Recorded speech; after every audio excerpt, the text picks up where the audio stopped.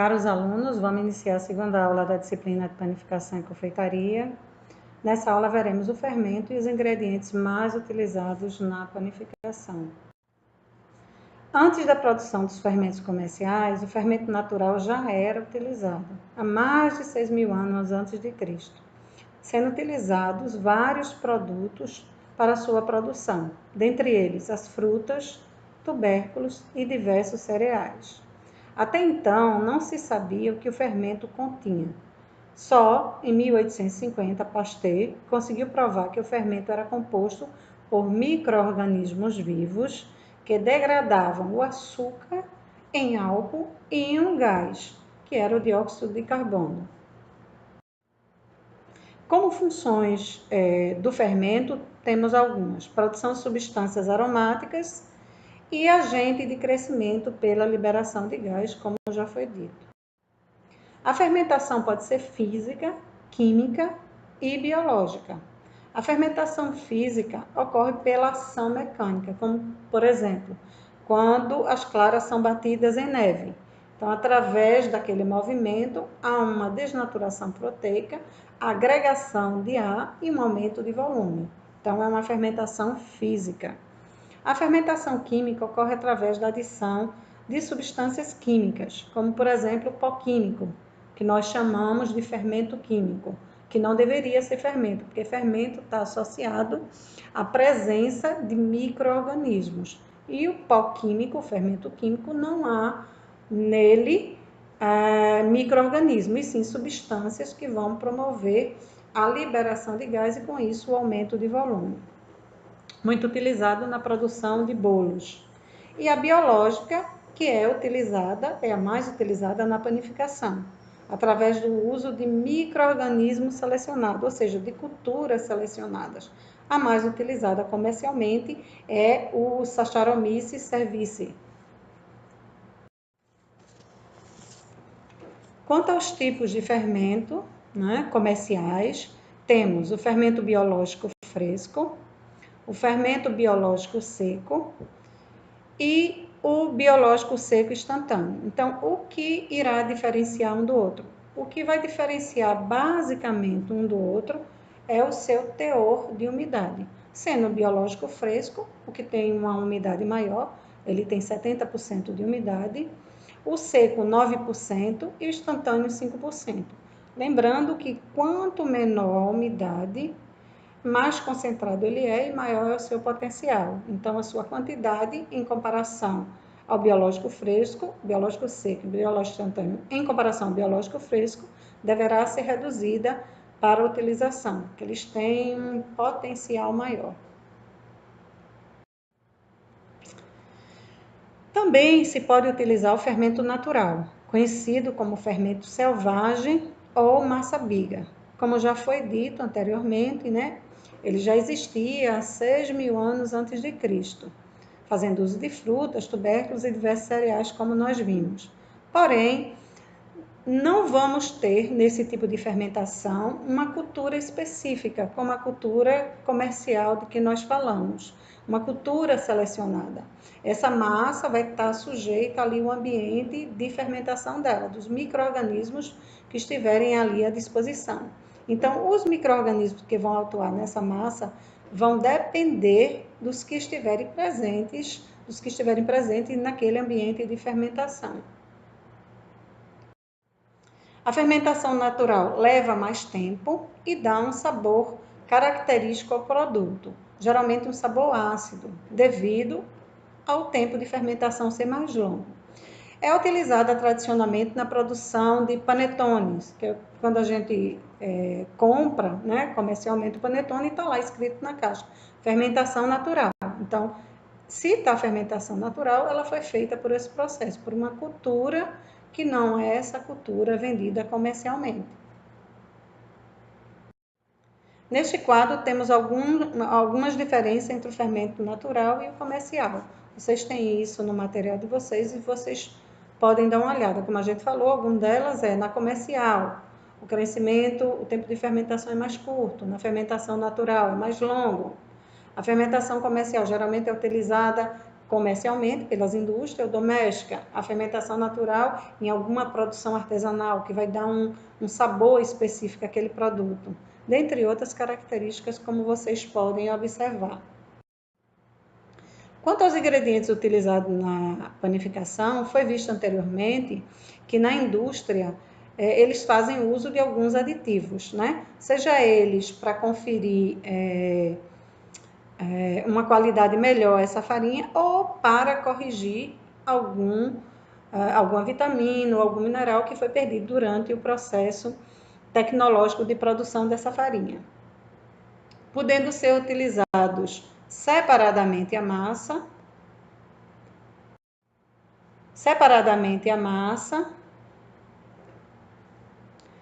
em função da necessidade do produto, ou adicionado junto às misturas industriais, que também são chamadas de pré-misturas. São utilizados na indústria como condicionadores, melhoradores ou unificadores dessa farinha. Sendo os aditivos mais utilizados os agentes oxidantes, principalmente a vitamina C, as enzimas, os emulsificantes, os unificadores, os agentes branqueadores e os conservantes. Agora vamos falar sobre cada um deles separadamente, né? Então, os agentes oxidantes são os mais utilizados. Dentre eles, o ácido ascórbico, a azodicarbonamida e o bromato de potássio, sendo estes os mais utilizados, como eu disse, no Brasil. Dentre eles, o ácido ascórbico é o mais utilizado. E depois o ADA, que é a azodicarbonamida.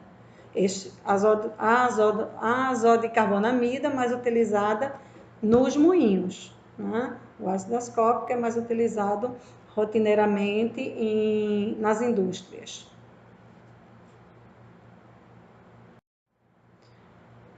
Os oxidantes vão ter função de unir as proteínas, né? A função proteica, que nós já vimos que as proteínas formadoras de glúten é a gliadina e a glutenina, então ele vai agir sobre elas para a formação dessa rede de glúten, ajudar na formação dessa rede de glúten.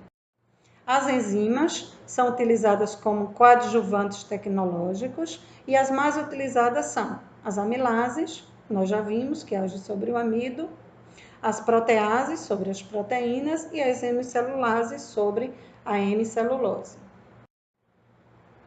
Aqui nessa tabela podemos observar o uso de algumas enzimas, dependendo do tipo de produto a ser fabricado, né? Nas massas, pães e biscoitos. Isso também vocês têm no material de apoio de vocês.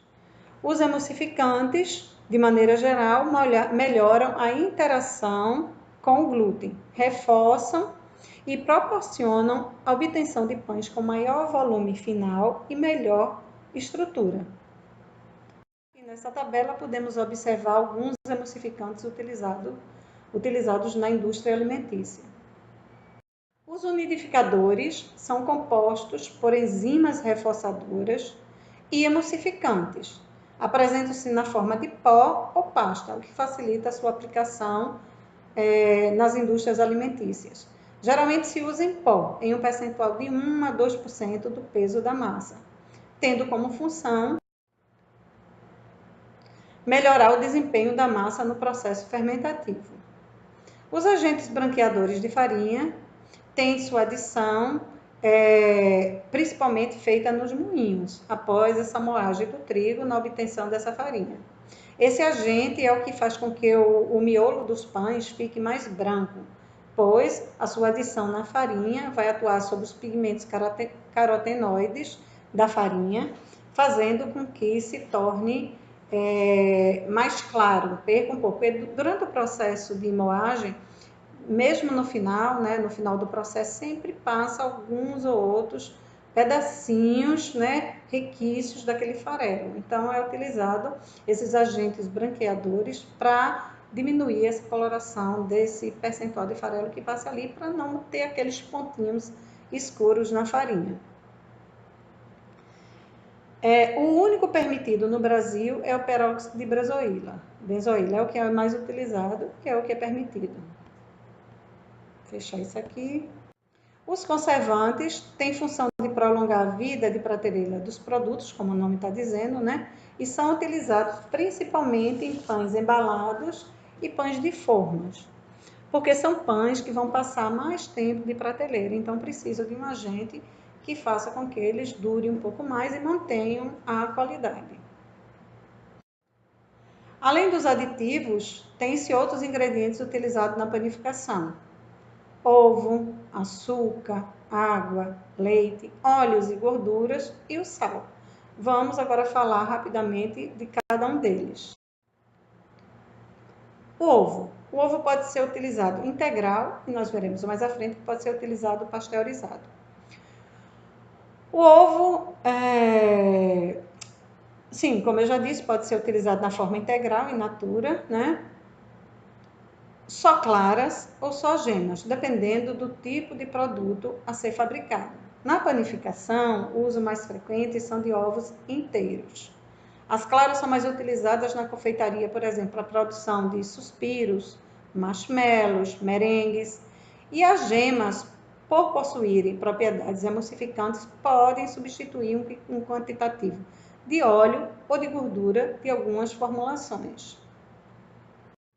Como eu disse, também pode ser utilizados os ovos pasteurizados, tendo como vantagem evitar perdas, impede riscos de contaminação, facilita a utilização, o transporte e o armazenamento. As funções: melhora a cor dos produtos, o sabor, a textura e, claro, o valor nutritivo. O açúcar, a adição de açúcar à massa vai facilitar a adaptação das leveduras no processo fermentativo, já que o açúcar ele se constitui em um alimento para os micro-organismos. Então, vai melhorar a adaptação das leveduras ao processo fermentativo, pois servem de alimento a esses micro-organismos. Tendo como funções, como já falamos, nutrir as leveduras, conferir sabor e cor ao produto, ajudar a reter a umidade, dar maciez e volume ao pão. A água é responsável pela distribuição uniforme dos ingredientes da massa, devendo ser potável e estar livre da presença de certos metais, como cálcio e magnésio, porque eles vão interferir nesse processo de fermentação e na formação dessa rede de glúten. Tendo como funções hidratar a farinha, dissolver os ingredientes, unir as proteínas gliadina e glutenina com o auxílio da ação mecânica para desenvolver a rede de glúten. Possibilitam a ação enzimática, permitem o desenvolvimento fermentativo, disponibilizam vapor para o salto de forno e ajudam no controle da temperatura da massa. O leite favorece as propriedades físicas da massa, aumentando sua extensibilidade e diminuindo sua porosidade, retardando a ação fermentativa da massa. Melhora a coloração da crosta e é um elemento de conservação para os produtos frescos obtidos a partir de massa fermentada doce. Podem ser usados outros líquidos, como suco de frutas, vinhos, caldo de cocção, de hortaliça, soro de leite, dentre outros, mas o mais utilizado é o leite. Os óleos e gorduras possuem a capacidade de se posicionar entre as camadas de glúten, facilitando o deslizamento delas. A gordura absorve o ar durante a mistura e é essencial para a produção de bolos. Melhoram a textura do miolo, dando mais sabor ao pão, principalmente as de origem animal. Mantém a umidade da massa e aumenta o tempo de prateleira, retardando o envelhecimento do pão. E por último, nós temos o sal, que é essencial à massa. Sem o sal, as proteínas esticariam e logo se romperiam. Com a quantidade certa de sal, as fibras ficam muito mais elásticas, sem se romperem. Se usado em excesso ou diretamente sobre o fermento, vão interromper o processo fermentativo e inativar alguns desses micro-organismos. Como benefícios, melhora e realça o sabor do pão, controla a fermentação e é usado para reforçar o iodo na alimentação. Essa foi nossa segunda aula, bons estudos e até mais!